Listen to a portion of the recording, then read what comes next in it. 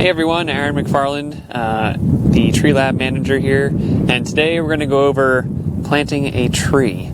So we'll talk about a few things you usually need when you plant a tree. Obviously a shovel, you need a tree. We have an extra container that will, for the sake of keeping the area clean, we'll put our soil we dig out into the empty container.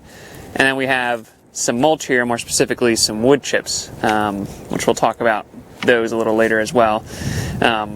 But a few things to think about when you're going to plant a tree is, number one, before you decide on a tree, you want to make sure you're familiar with the planting location and the conditions that are there. So in this site, at this location specifically, it's full sun.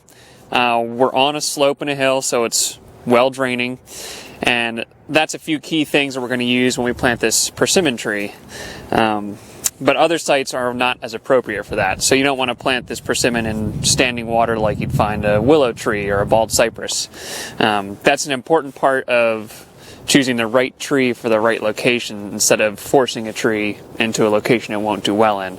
So this site's going to be perfect for this persimmon tree today, and we'll go over how to plant the tree and the process we go through when we're doing that. This is a tree we grow here at TreeLab. We use these fabric containers, but this is a 7-gallon sized tree.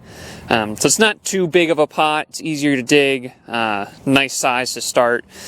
And so what I usually do is, knowing where I want to put the tree here, I put the pot and tree in place, and then I kind of go around the edge, and I give it a few inches, up to a foot, but in this location the soil is good, actually, surprisingly. So I kind of usually make a rough ring around the edge of how big of a hole I'm going to dig. And then I usually just move the tree off of it. And then this is where the extra pot comes in handy.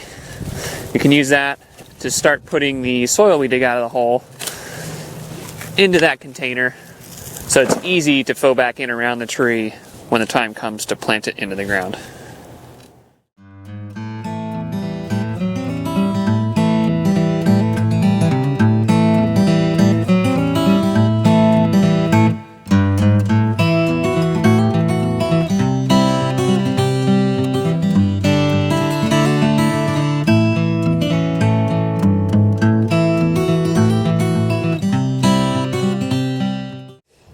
Alright, so now that we've got the hole dug into size, one slight challenge, which since we are on not a very steep slope, but it's still a slope, is deciding how deep to dig the hole. Now you always want the top of the soil level of your plant you're putting in the ground to be level with the existing soil, but here when you dig a hole, obviously it's going to be deeper on the uphill side and lower on the downhill side.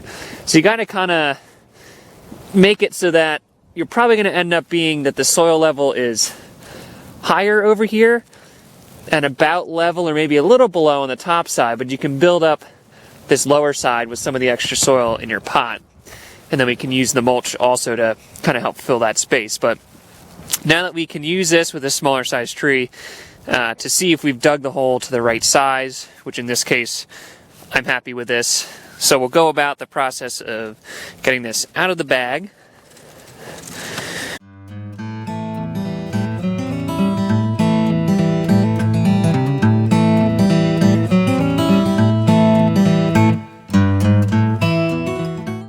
So if this was in a plastic pot, it'd be a little quicker to get out of the container. But what you'd find is a lot of times the plants are grown in the plastic containers for a little while, and their roots will be out to the edge of the pot. And once those roots hit the outside of the pot, they'll just start to grow in circles around it. In these fabric containers, the idea is that as the roots get to the edge of this fabric, air passes through it and it kills the root tip, the growing point, and from there back it grows more fibrous root system, which we've had very good success with that, and it seems to hold true. If there are ever any circling roots, they're usually easy to correct, or it's only, 2 or 3 compared to the usual all of them in the hard plastic pots. But part of this process too, they usually grow pretty strong out the bottom, and you can kind of see, maybe even hear a little bit, that ripping. It's not a bad thing. You'll lose some roots, but when that rips off, the plant responds by growing more. generally from behind that point as well.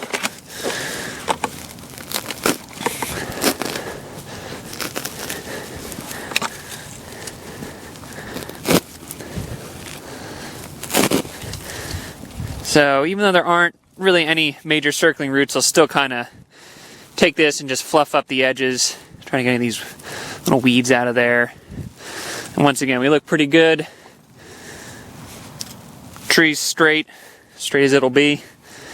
And from here then, we'll use our container of soil and the shovel again to start to fill back in around the tree.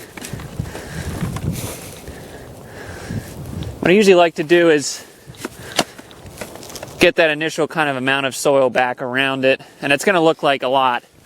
But once you water it in, or what I do too a lot of times is use the shovel to help settle the soil. So I'll kind of get it in around the edge of the tree, and I'll use the shovel to just kind of lightly go around the edge, and you can see how much the soil goes down as we kind of get that soil worked in around the root ball.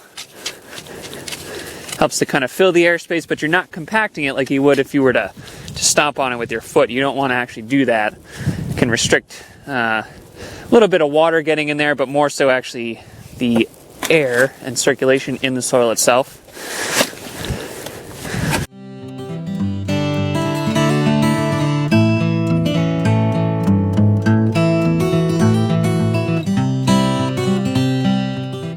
And so you don't want to put anything up against the trunk of the tree. Soil and mulch as well, which we'll do the mulching next with the chips. But I'm good with this. I usually build a little bit of a higher ring around the edge of the tree to make watering a little easier. You can come with a watering can or two, kind of fill that up with water, let it drain in. And this just helps hold that water, at least for the younger stage of the tree. As it gets older, the roots go out much farther, so that ring isn't as important, but to help get them established at a young age, it's a helpful little kind of tool or method to use. So sometimes you might have extra soil, which I will just use occasionally to help create that ring, which I'll then just mulch over top.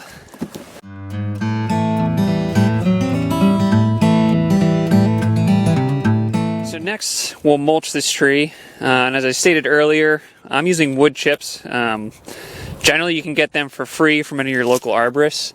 They either drop it at your house, or if they even have a dumping yard, they might let you just go load them into your vehicle. But reach out to your local arborist about wood chips. You can use regular mulch too.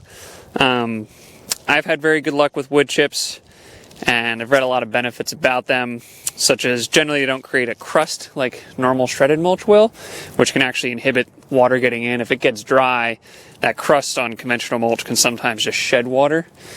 Wood chips tend to be bigger, chunkier, and you can see they're a little more uneven, so there's less potential for a crust to happen. And these chips are, I think they're about a year old, maybe a little less, but nice thing about wood chips is they also break down pretty quick. You can see some of this is already breaking down, and it starts to create a really nice compost material, which helps, you could say, feed the tree as it grows older. Not as aesthetically pleasing as regular mulch, but they provide a lot of other benefits and can be had generally free or at a very low cost. So you've got enough here to mulch around the tree. It's good to mulch your plants to help retain moisture around the root system. Also helps regulate temperature around the root system. So on days like this where it's actually not that warm out, but the sunshine's pretty warm, it can sometimes heat that root zone up. I don't want to say trick the tree, but it can trigger things potentially, and you don't want that to happen. You want more regulated temperatures. So mulch provides a lot of benefits like that. And when we put the mulch on, we'll do much like we did with the soil when we put the soil back.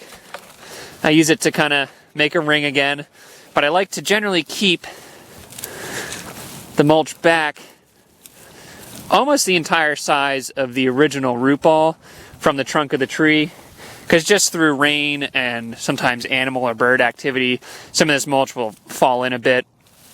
But if we keep it pulled back, it's not going to be up against the trunk, which you never want to see mulch volcanoes like this. That's bad. A lot of times it can cause decay and rot around the trunk because it keeps it more moist there. So you always want to have that pulled back. Ideally, you can always see this on all containerized trees, but on ours here you can see the root flare, one of the first roots is here. You always want to see that exposed so you're not going to end up rotting out the trunk of the tree potentially. So spread the mulch like that. We'll use the other container then and finish it out and have this nice mulch ring, and then your tree is, or move the tag, and then your tree is ready to go.